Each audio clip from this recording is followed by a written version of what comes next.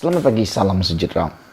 Pagi-pagi subuh ini kita digemparkan dengan satu pendedahan yang mengejutkan seluruh rakyat Malaysia, khususnya para pemerhati politik. Anda masih ingat lagi pada tahun 2020, langkah Sheraton berlaku yang telah menyebabkan negara kita huru-hara teruk.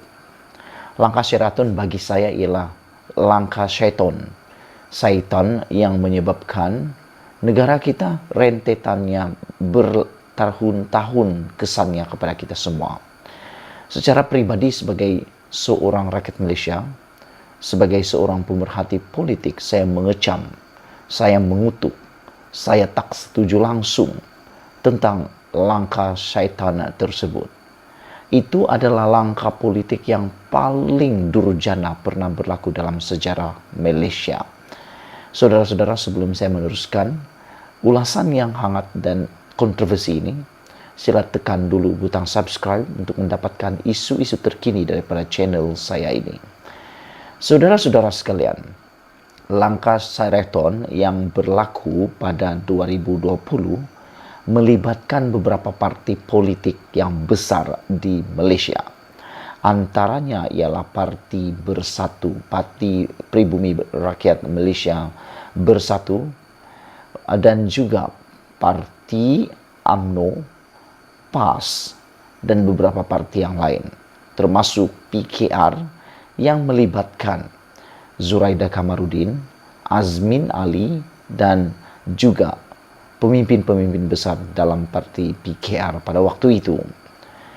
Saudara-saudara, persoalannya pada subuh yang mulia ini ialah apakah langkah Sheraton itu tidak akan berulang lagi, atau adakah langkah Sheraton itu akan berlaku lagi langkah syaitan 2.0, yang mana pemimpin-pemimpin politik Malaysia yang taksub nak cepat sangat naik pangkat, yang nak cepat sangat mahu menjadi kerajaan, sanggup melakukan sekali lagi.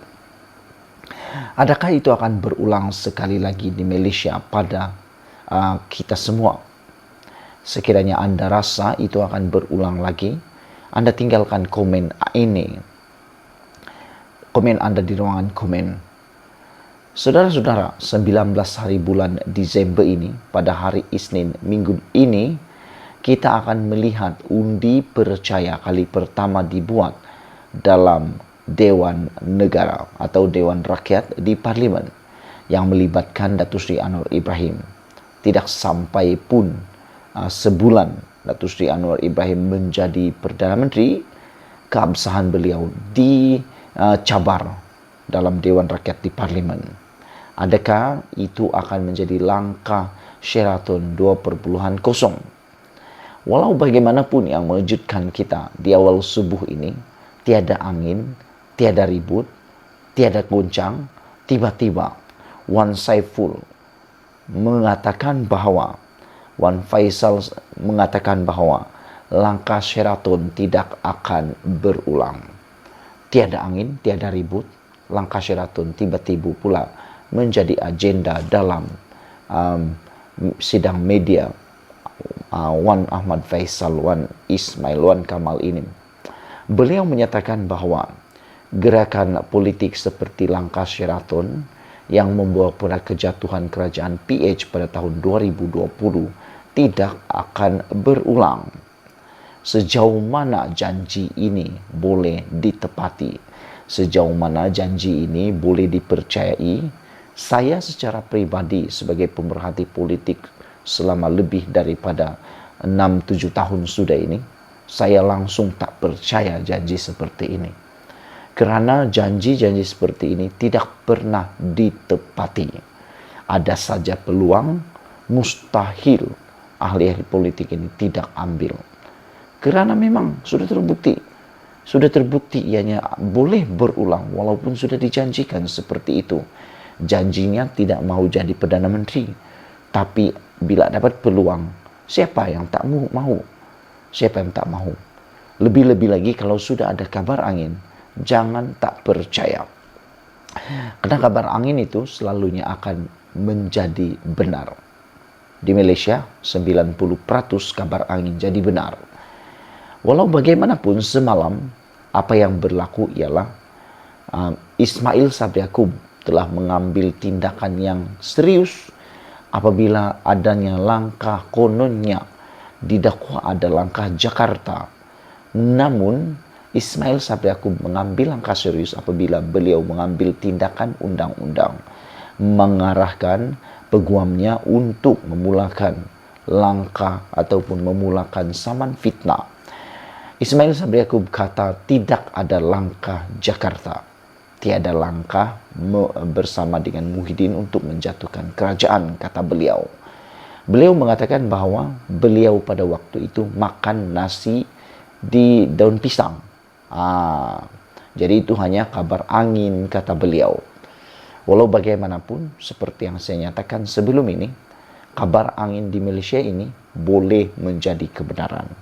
Walau bagaimanapun saudara, sekali lagi, Wan Faisal mengatakan tidak akan berulang langkah Sheraton. Sejauh mana Anda percaya itu, terpulang pada Anda. Tapi saya secara pribadi, saya sukar mempercayai janji-janji seperti ini lagi. Dalam sebuah wawancara dari radio hari ini, Wan Faisal berkata, Gabungan Perikatan Nasional memberi komitmen kepada pengundi bahwa ia akan menjadi pembangkang yang bertanggung jawab dan bermaruah. Kata beliau, tidak. Sampai 3 kali beliau berjanji tidak. Saya rasa insiden seperti langkah Sheraton adalah sesuatu yang mesti kita hapuskan, kata beliau. Saya harap itu benar-benar diterjemahkan oleh Wan Faisal. Jangan pula tiba-tiba menjadi sebahagian pula daripada langkah tersebut. Saudara-saudara, Wan Faisal mengatakan bahwa komitmen yang kami buat kepada orang ramai dan pengundi bahwa kami akan menjadi pembangkang yang bertanggung jawab dan bermaruah.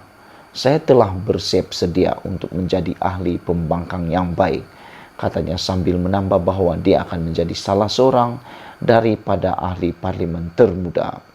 Ada beberapa pengalaman saya sebagai sebahagian daripada kerajaan akan saya gunakan dengan bijak untuk menjadi semak dan imbang kerajaan yang kita ada hari ini. Kami mempunyai gabungan ahli parlimen baru dan berpengalaman. Ia pasti menarik. Kami ada pengalaman mentadbir tambahnya. Wan Faisal juga melabelkan Gabungan Perikatan Nasional sebagai bakal kerajaan apabila ditanya mengenai peranan masa depan gabungan itu, sambil menambah bahwa dia yakin Perikatan Nasional akan merampas semula kuasa pada pilihan raya umum ke-16. Dia menambah bahwa pelantikan Hamzah Zainuddin sebagai ketua pembangkang akan jelas dalam menjawab persoalan bagaimana Perikatan Nasional akan mempengaruhi sokongan pengundi.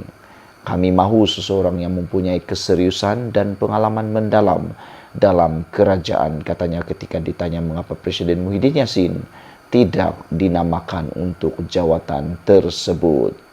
Muhyiddin mempunyai ciri-ciri itu. Dia yang paling berpengalaman daripada semua, tetapi Hamzah mempunyai enigma tersendiri, katanya. Sekian dulu untuk kali ini. Jangan lupa tinggalkan komen Anda, tekan butang subscribe. Malaysia kita punya, kita jaga sama-sama, cintai Malaysiaku. Bye-bye.